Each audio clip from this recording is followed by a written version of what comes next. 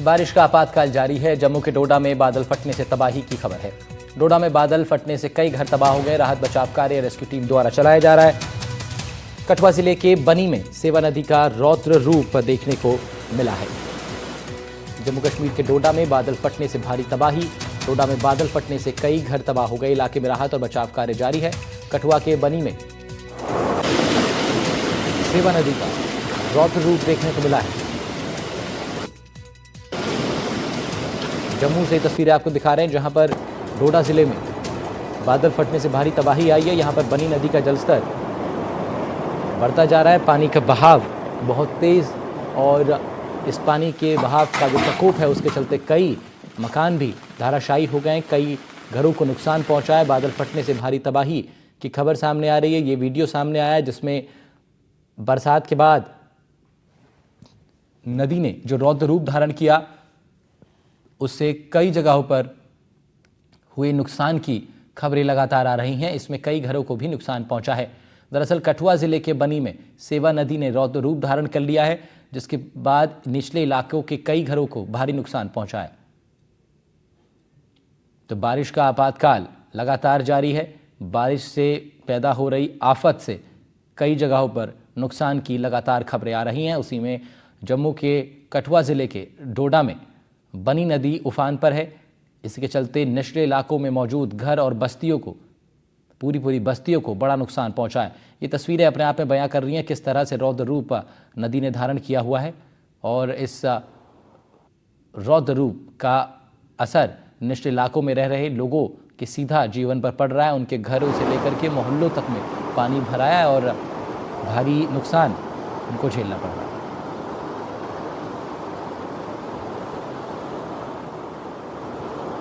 तो आसमानी आफत की दो तस्वीरें आपको दिखा रहे हैं। भारी तबाही और फिर बर्बादी, यानी कि कई जगहों पर नुकसान, लोगों के घरों तक नुकसान पहुंचा है। पूरी बस्तियों को नुकसान पहुंच रहा है। निचले इलाकों में खासतौर पर पानी के तेज बहाव के दुष्परिणाम देखने को मिल रहे हैं। आसमानी आफत यानी बरसात जब भर के बरस रही है तो फिर ये आलम देखने को मिल रहा है जिसमें नदियां उफान पर नजर आ रही हैं।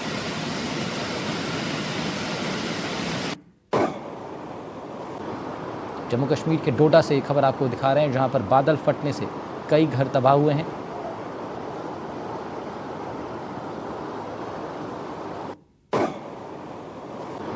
तीन तस्वीरें आपको दिखाते हैं। डोडा में बादल फटा, बादल फटने से तबाही आ रही है। कई घर इसमें तबाह हो गए हैं। जम्मू कश्मीर के कठुआ ज़िले के डोडा में बनी नदी उफान पर है। भारी बरसात के कारण यहाँ खासा नुकसान झेलना पड़ रहा है स्थानीय लोगों को। राज्य में इस साल बरसात ने 69 सालों का रिकॉर्ड तोड़ दिया। इस साल जुलाई तक यहां औसत से 177% ज़्यादा बारिश हुई। अगस्त में लगातार बरसात का दौर जारी है। कल राज्य के कई जिलों में बरसात नहीं हुई, जिसकी वजह से थोड़ी राहत मिली है, लेकिन बूंदी, कोटा और सवाई माधोपुर के कई गांवों में तो बाढ़ का पानी तक घुस आया। इसकी वजह से जनजीवन पूरी तरह प्रभावित हुआ है। प्रतापगढ़ में रुक रुक कर बारिश जारी है। 30 गांव का संपर्क टूट गया है। जालौर के सियाणा में बरसात से हालात बिगड़ रहे हैं। रिहायशी इलाकों में नदियों का पानी घुसने की वजह से मुश्किलें बढ़ गई हैं। बूंदी में पिछले दिनों हुई लगातार बरसात ने जनजीवन पूरी तरह से प्रभावित कर दिया। मेज नदी उफान पर है। इस नदी ने हजारों लोगों को प्रभावित किया है। जिले के देलुंदा, रियाना, ख्वाबदा, भाटों का खेड़ा, मालीपाड़ा गाँव में लाखों का नुकसान हुआ है। इन गाँव में करीब 200 से ज़्यादा कच्चे पक्के मकान हैं जो पानी के सैलाब में समा गए। एनडीआरएफ और एसडीआरएफ की टीम राहत और बचाव कार्य में जुटी है। सेना के जवानों को भी मोर्चा संभालना पड़ा है।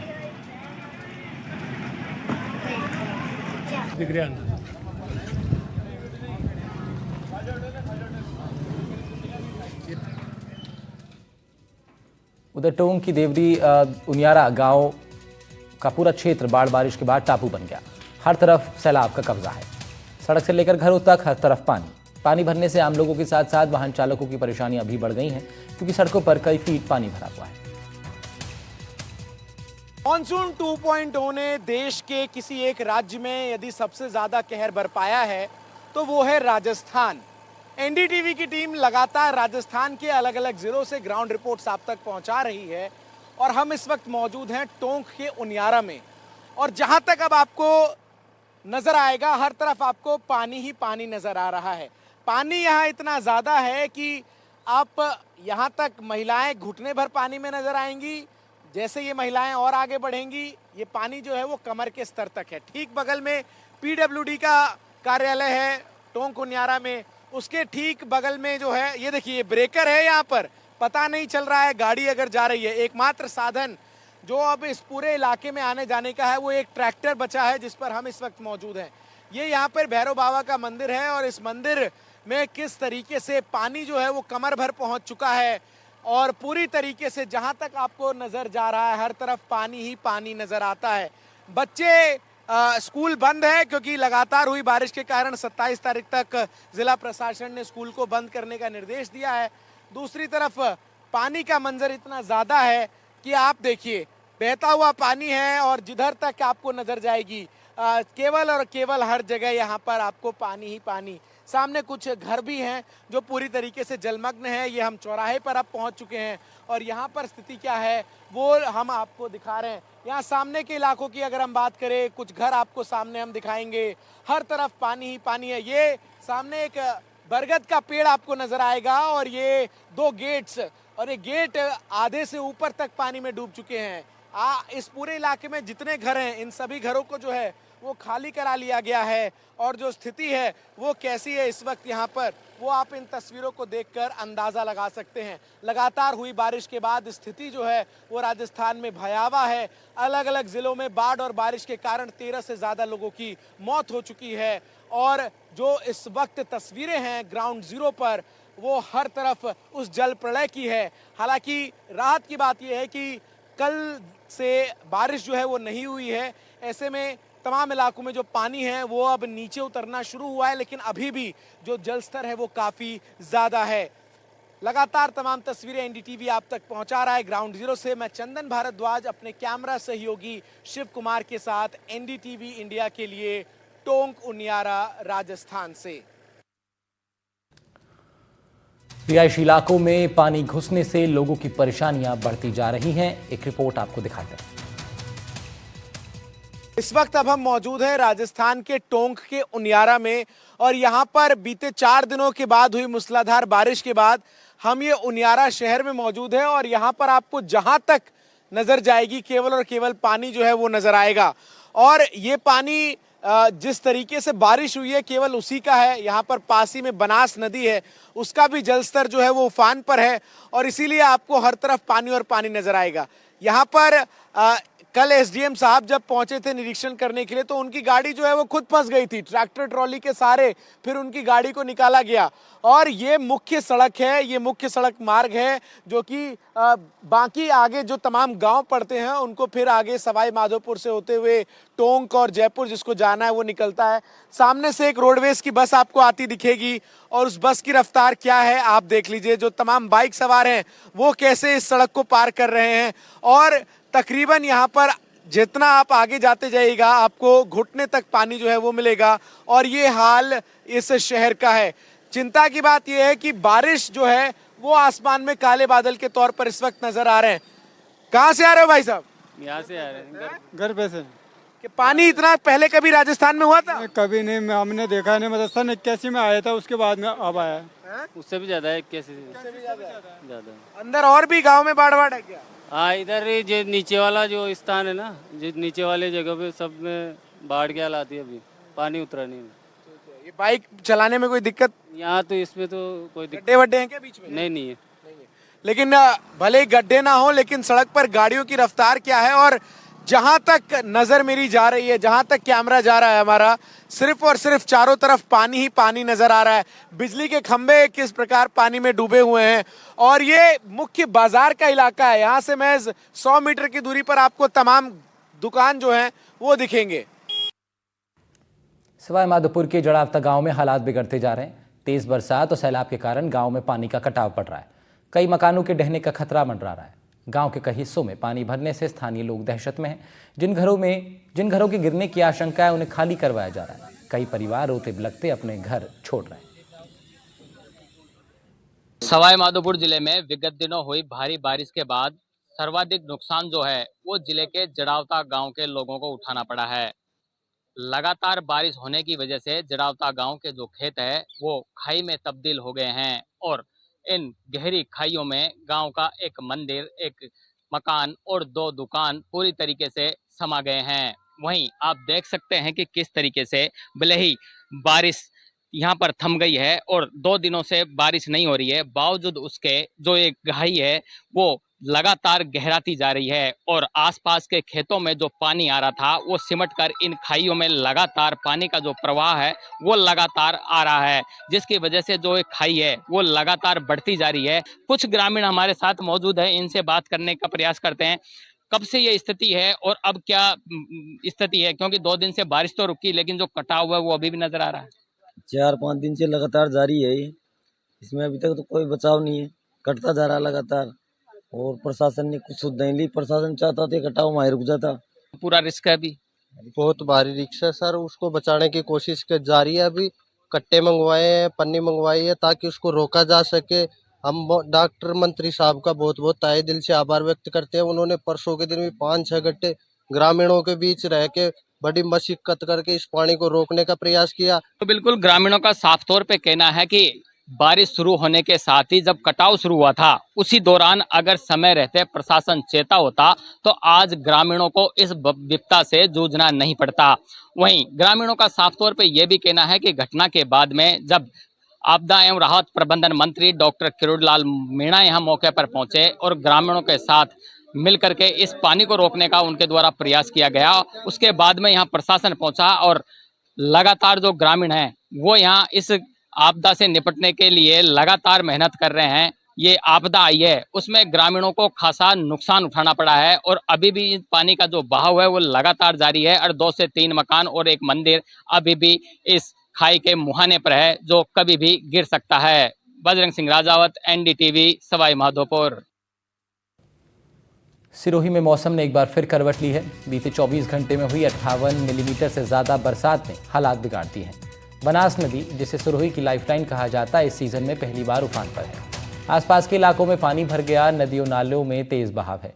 माउंट आबू और भुला में सबसे ज़्यादा 120 मिलीमीटर बारिश दर्ज है, जबकि अड़गौर में 105, धनारी में 95, सिरोही में 81 से ज़्यादा, शिवगंज में 79, पिंडवाड़ा में 68, देलदर में 50 मिलीमीटर बारिश रिकॉर्ड की गई। वेस्ट बनास नदी का जलस्तर 18 फीट तक पहुंच चुका है। इसकी अधिकतम क्षमता 24 फीट के करीब है। जिले के 10 बांध लबालब हो चुके हैं और छलकने की स्थिति में है।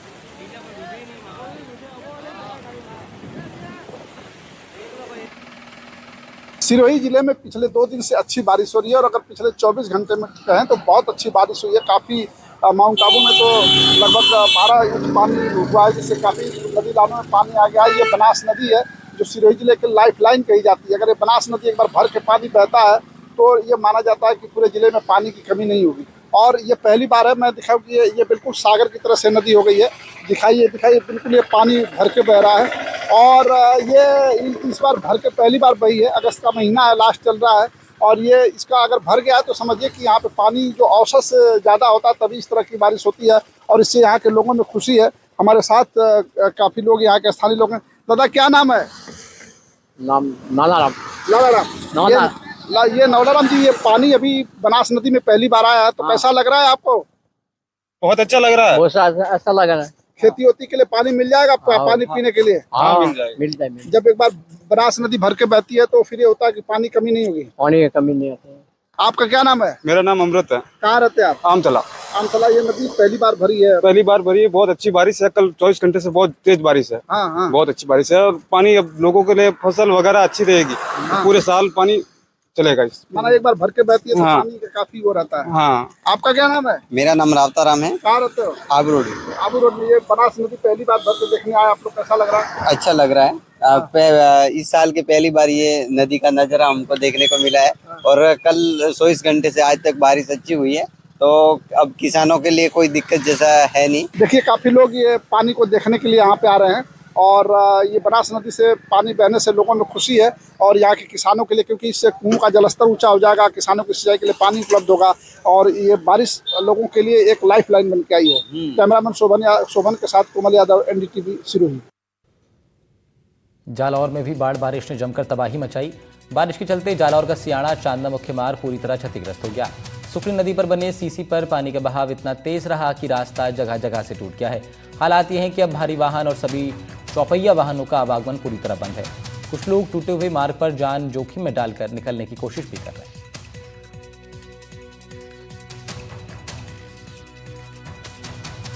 तो भारी नुकसान रास्तों को भी हुआ है, क्योंकि अब ये इकलौते रास्ते हैं जिलों को जोड़ने वाले, लिहाजा इन्हीं टूटे रास्तों से होके गुजरने को स्थानीय लोग मजबूर हैं। इसमें बड़ा हादसा भी हो सकता है। एक मामूली सी गलती नीचे बह रहे पानी में बाइक सवारों को पहुंचा सकती है।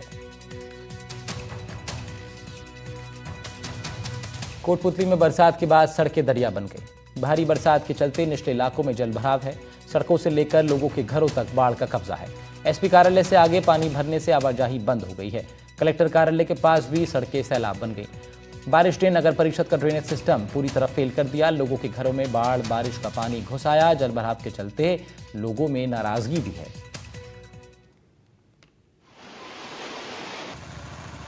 अभी हम खड़े हैं कोटपुतली के निचले इलाकों में। दिल्ली दरवाजा का ये क्षेत्र है जहां जल भराव की समस्या लोगों के लिए अब नासूर बन चुकी है। आपको बता दूं कि यहाँ जहां हम अभी खड़े हैं, यहाँ अगर तेज बारिश आती है, कुछ देर पहले अगर हम यहाँ आते तो आप देख सकते हैं कि ये जो सड़क है ये बिल्कुल नदी की तरह बहती नजर आ रही है। और खास तौर पर जो यहाँ निचले इलाके में जो लोग रहते हैं, किनारे पर जो लोग रहते हैं, उनके घरों में पानी जाता है। लोगों की ये शिकायत है कि जिला कलेक्टर ऑफिस पीछे है, कन्या महाविद्यालय पीछे है, लेकिन जिला कलेक्टर ऑफिस की ये लापरवाही है, क्योंकि उन्होंने यहाँ स्लोप बनाया हुआ है और उस स्लोप के कारण जो पानी है वो इसी इलाके में रुकता है। लोगों का ये कहना है कि जो पानी आता है वो जिला कलेक्टर कार्यालय में ना जाए, इस वजह से स्लोप बनाया गया है, ऐसा लोगों का आरोप है। हम जो लोग हैं उनसे जानना चाहेंगे। मेरे साथ कुछ लोग मौजूद हैं जिनके घरों में पानी भरता है। जी बताइए, क्या समस्या आ रही है आपको? ये कि आगे स्लोप बना दिया तो इसमें जैसे पानी भरता है हमारे घर में, और आगे से ऊंची कर दिया, नीचे से रोड बना दिया और कलेक्टर ऑफिस में पानी नहीं जाता है और हमारे मकानों में पानी भरता है। देखो बोरी बारी लगा रही है, गलियों में पानी भरता है, मकानों में भरता है। अब इसकी सुविधा की वजह से देखो पूरा मोहल्ला खराब हो रहा है। ये सर यहाँ ये कंडीशन है कि मकान गिरने की कंडीशन पे है। इतना जल भरा होगा, सारा का सारा पानी कलेक्टर ऑफिस में जाने की बजाय ये स्लोप बनाने की वजह से ये सारा पानी हमारे घरों के अंदर जा रहा है। बच्चे रोज उठा उठा के पानी बाहर निकालते हैं, क्या करें, इतना परेशान है। क्योंकि मेन रास्ता ये जनाना हॉस्पिटल इस रोड से जाता है, कन्या महाविद्यालय इस रोड से है, सब कुछ मतलब मेन रास्ता है और मेन रास्ते में इतनी प्रॉब्लम कर रखी है। लोगों का कहना है कि जो स्लोप है उसके कारण ही हमें ज्यादा समस्या आ रही है। प्रशासन अपने कार्यालयों को जलभराव से बचाने के लिए लोगों को कहीं ना कहीं नुकसान दे रहा है और उसका खामियाजा आम जनता को भुगतना पड़ रहा है। लोगों का कहना है कि जो बारिश है उनसे उनके घरों की नींव भी है वो कमजोर हो रही है और कुछ लोग यहाँ से पलायन करने को भी मजबूर हो रहे हैं। कोटपुतली से हिमांशु सेन, एनडीटीवी। छोटे से ब्रेक के लिए रुक रहे हैं, तुरंत वापस आ रहे हैं। बारिश के आने से पानी आया